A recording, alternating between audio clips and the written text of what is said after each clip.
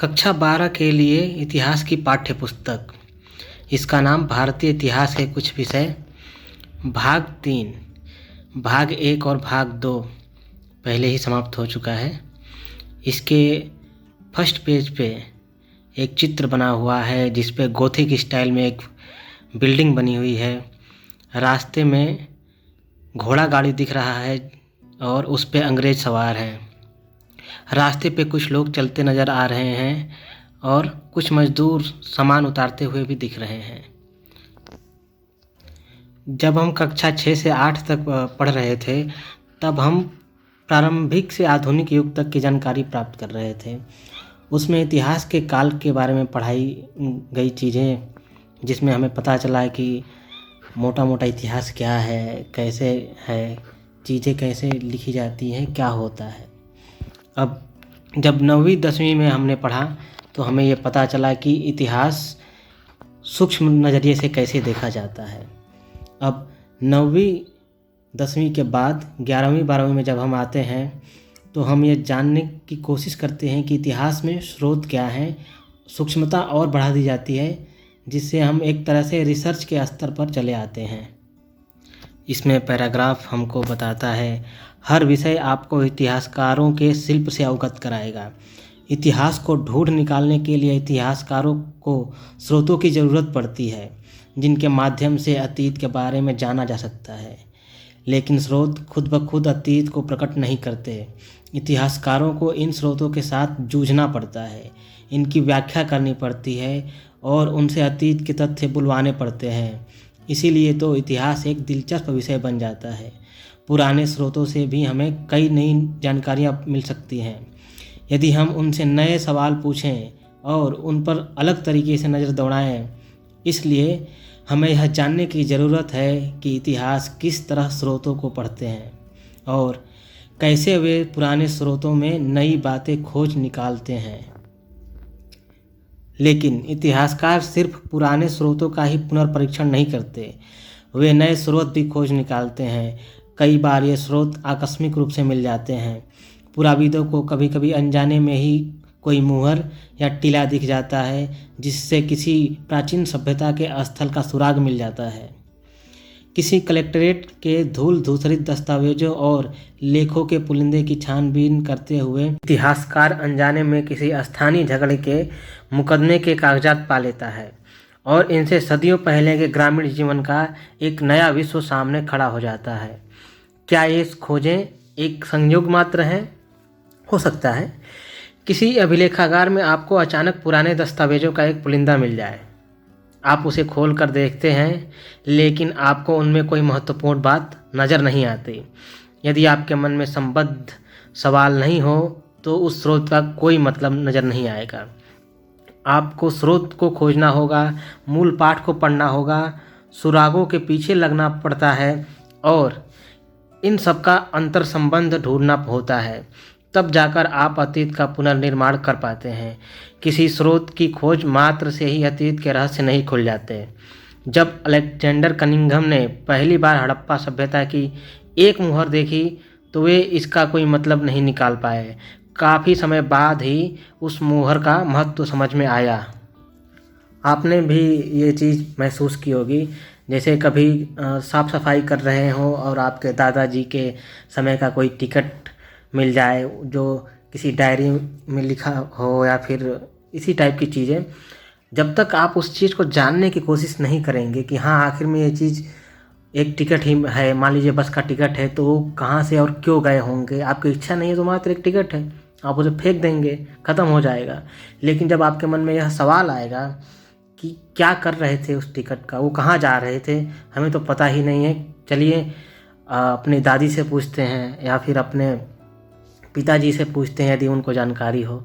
फिर इस तरह से हम उस दौर की जानकारी इकट्ठी कर सकते हैं कि हाँ वो गए तो क्या महसूस किए, कहाँ गए थे, किस लिए गए थे, बहुत सारी चीज़ें हैं। वस्तुतः जब इतिहासकार नए सवाल पूछना शुरू करते हैं या नए विषयों की खोज करते हैं तब उन्हें अक्सर नए स्रोतों के खोज करनी पड़ती है। यदि हम क्रांतिकारियों और विद्रोहियों के बारे में जानना चाहते हैं तो सरकारी कागजात सिर्फ एक अधूरी छवि ही प्रस्तुत कर पाएंगे। सरकारी छवि में उन्हें एक द्वेष और पूर्वाग्रह से ग्रसित मानसिकता दिखेगी, जिनमें उन्हें आतंकवादी लिखा होगा, इस टाइप की चीज़ें मिलती हैं। हमें विद्रोहियों की डायरी, उनके व्यक्तिगत पत्र, उनके लेख और उद्घोषणाओं जैसे दस्तावेजों को ढूंढने की ज़रूरत पड़ेगी। ये सब आसानी से नहीं मिलते। यदि हम 1947 के विभाजन के सदमे को झेलने वाले लोगों के अनुभवों को समझना चाहते हैं तो लिखित स्रोतों की अपेक्षा मौखिक स्रोत ज़्यादा बातें उद्घाटित कर पाएंगे। किसी अखबार में कितना लिखा होगा 1947 में जब भारत पाकिस्तान आज़ाद हुआ तो बंटवारे में आपको लाखों लोग मरे थे और करोड़ों लोग इधर से उधर हुए थे। अब ये कहानियाँ करोड़ों हैं और अखबार में सीमित संख्या में कहानियाँ छप सकती हैं, चित्र छप सकते हैं। जब आप उसकी भयावहता का महसूस करना चाहते हैं तो आपको प्रत्येक व्यक्ति की कहानी सुननी पड़ेगी, और चाहे मौखिक हो, कोई दादाजी अपने पोते को सुनाए होंगे, कोई अपने बेटे को सुनाया होगा, और ये कहानियाँ चलती जा रही हैं। और यदि कोई जानना नहीं चाहेगा तो कहानी समाप्त हो जाएगी समय के साथ, ऐसा भी होता है। या फिर उन्होंने कोई किताब लिख दी, डायरी में लिखा है, तो इससे महसूस किया जा सकता है। जैसे जैसे इतिहास की दृष्टि फैलती है वैसे वैसे अतीत को समझने की कोशिश में लगे इतिहासकार नए सुरागों की तलाश में नए स्रोतों की खोज शुरू कर देते हैं। जब ऐसा होता है तब किन किन चीज़ों को स्रोत माना जाए, इसकी समझ ही बदल जाती है। एक समय था जब सिर्फ लिखित दस्तावेजों को ही प्रमाणित स्रोत माना जाता था। लिखित दस्तावेजों को सत्यापित किया जा सकता था, उनका हवाला दिया जा सकता था और उन्हें जांचा जा सकता था। मौखिक साक्ष्य की एक वैध स्रोत ही नहीं माना जा सकता था। आखिर उसके सत्यापन या जांच की गारंटी कौन लेता? मौखिक परंपरा में अविश्वास की यह स्थिति अभी भी पूरी तरह खत्म नहीं हुई है, लेकिन मौखिक परंपरा का अभिनव प्रयोग करके ऐसे अनुभवों को सामने लाया गया है जो दूसरे किसी दस्तावेज में प्रकट नहीं होते। आपने भेड़िया की कहानी सुनी होगी, वो भेड़िया आया, लोग इकट्ठा हुए, फिर उसने कहा कि नहीं, भेड़िया नहीं आया था। फिर जब उसने दूसरी बार बोला और भेड़िया उसे खा लिया, कोई आया ही नहीं।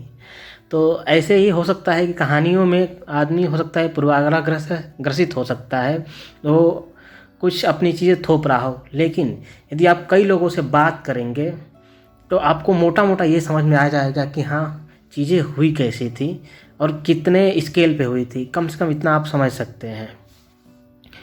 इस साल की किताब से आप इतिहासकारों की दुनिया में प्रवेश करेंगे, उनके साथ नए सूत्रों की तलाश करेंगे और देखेंगे कि वे किस तरह से अतीत के साथ संवाद करते हैं। आप देखेंगे कि किस तरह से स्रोतों से सार्थक जानकारी ढूंढ निकालते हैं, अभिलेखों को पढ़ते हैं, पुरास्थलों की खुदाई करते हैं, मन को और हड्डियों के अर्थ निकालते हैं। आप हड्डियों से जानते ही होंगे कि कार्बन डेटिंग मेथड से हमें समय पता चल जाता है।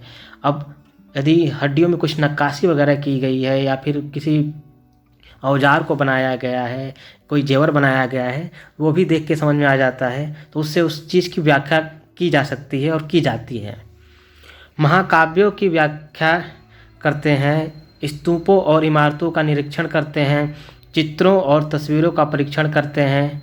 चित्र और तस्वीर आप जानते होंगे, भीमबेटका की गुफाएं हैं, उसमें चित्र बने हुए हैं। लगभग माना जाता है कि 84,000 साल पुराना है वो। तो हमें वो भी पता चलता है कि वो लोग, उनकी समझ क्या थी और एक दूसरे से कैसे कम्युनिकेट करते होंगे उस समय।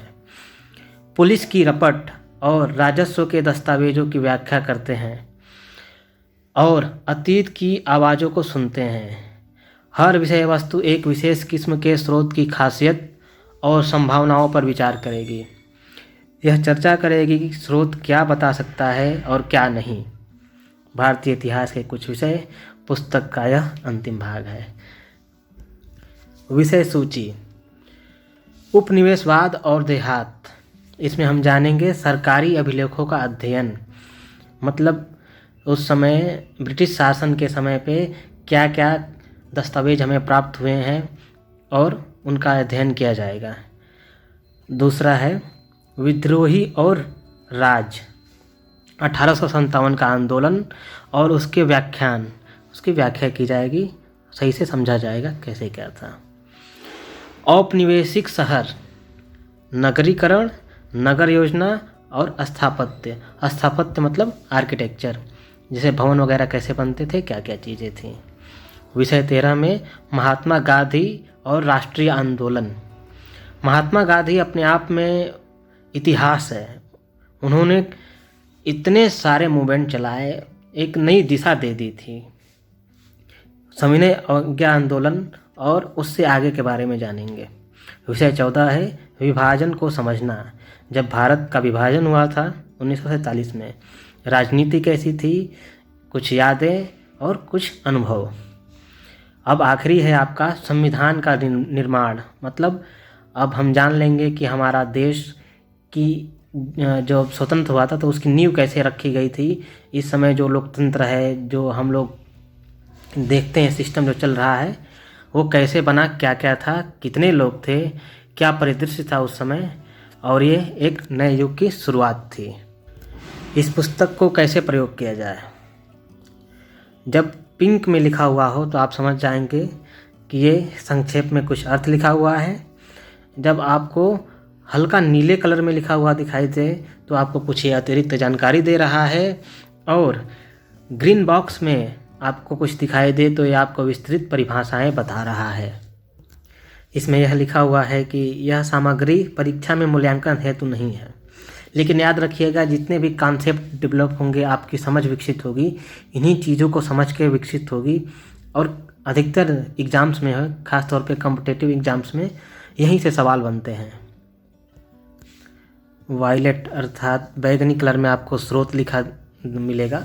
जितने भी ऐतिहासिक स्रोत हैं जिन्हें साक्ष्य माना गया है उसे बैगनी बॉक्स में लिखा मिलेगा। आपको पीले रंग के बॉक्स में प्रश्न मिल जाएंगे जिसका मूल्यांकन के लिए इसमें दिया हुआ है कि मूल्यांकन अर्थात नंबर वगैरह देना है तो उसके हिसाब से दिया जा सकता है। लेकिन कॉन्सेप्ट डेवलप करने के लिए जो चर्चा कीजिए सेक्शन है, उसमें जब तक आप चर्चा नहीं करेंगे, किसी से बातचीत करके समझने की कोशिश नहीं करेंगे, तो आप एक अपनी समझ डेवलप नहीं कर पाएंगे। इसलिए मेरा सुझाव यही रहेगा कि जब भी आप पढ़ें और कम से कम चर्चा कीजिए का सवाल आए तो आप उस पर किसी न किसी व्यक्ति से चर्चा कीजिए, चाहे भले ही उसकी जानकारी कितनी कम ही क्यों ना हो। और यह तो बहुत अच्छा होगा कि आपसे अधिक जानकारी या समझ वाला कोई व्यक्ति आपसे चर्चा कर रहा है। यदि आप यूपीएससी की तैयारी कर रहे हैं तो आप लघु निबंध का जितने भी प्रश्न हैं उन्हें आप कोशिश कर सकते हैं लिखने की, ये आपको बहुत सहायता देगा। धन्यवाद। आगे चलते हैं, अब आगे पढ़ेंगे हम पहला चैप्टर।